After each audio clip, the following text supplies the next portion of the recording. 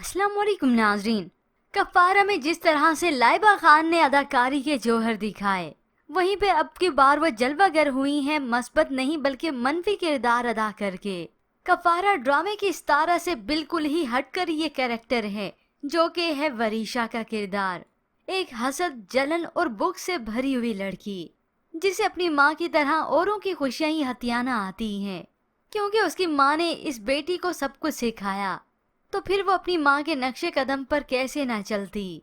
वरीशा की वालदा महक बेगम, जिसने रजा से शादी की सिर्फ और सिर्फ उसकी दौलत की खातिर, इसीलिए तो उसका ना तो ससुराल में दिल लग रहा है और ना ही उसका शोहर के साथ रवैया अच्छा होता है, क्योंकि वो तो अपने शोहर के उसी मुलाजिम महमूद से ही मोहब्बत करती है।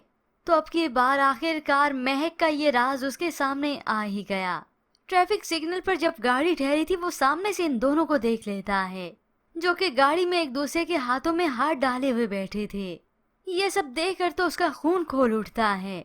अब चूंकि रजा दूसरे सिग्नल पर था तो वो गाड़ी का पीछा करता है। यूं पीछा करते करते वो इस महमूद के घर तक जा पहुंचा, जहां पर महक भी उसके साथ ही गई है। अब दोनों एक दूसरे के हाथों में हाथ डाले बैठे हैं। महक महमूद से कहती है, आखिर कब तक हम रजा अहमद की दौलत हाथ में आने का इंतजार करते रहेंगे। तो महमूद आगे बढ़कर उसे तसल्ली देता है, बस इतना सब्र किया है तो थोड़ा और ही सही, देखो फिर हमें एक हो जाएंगे, बस उसकी दौलत हाथ लग जाए हमारे। मुझे नफरत है उस शख्स से।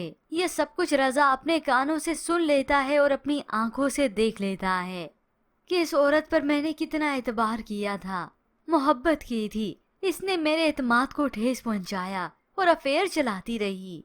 आखिर वो इन दोनों के सामने आ जाता है, जज्बाती होता है। महक, मैंने तुमसे मोहब्बत की और तुम मुझे धोखा देती रही, तुम इस हद तक गिर सकती हो ये मैं कभी सोच भी नहीं सकता था।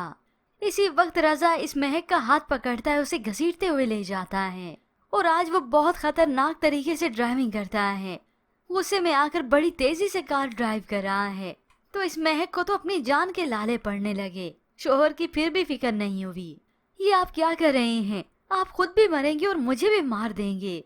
तो रजा रोता है, चिल्लाता है, तुमने मुझसे शादी नहीं की बल्कि मुझसे मेरी दौलत हथियाने की साजिश की है, तुमने मुझे धोखा दिया है।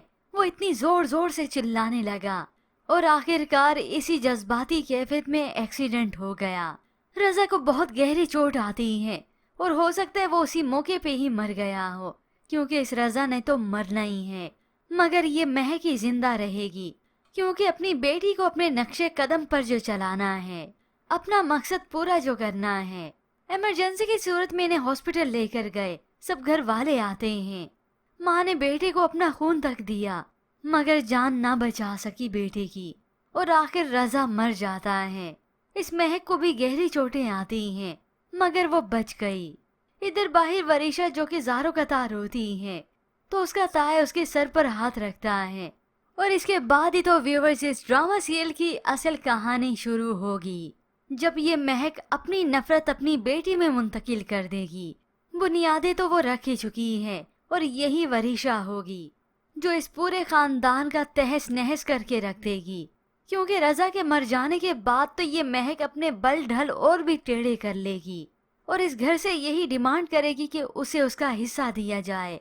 उसका बस नहीं चलेगा कि पूरे घर का हिस्सा मैं रख लूं और आखिर इसकी इसी हरकतों की वजह से इसे घर से निकाल दिया जाएगा, जो कि व्यूअर्स आप आने वाले एक साथ में देखेंगे।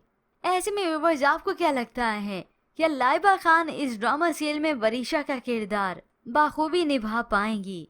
मजीद ड्रामास रिव्यूज के लिए आप देखते रहिए उर्दू टीवी।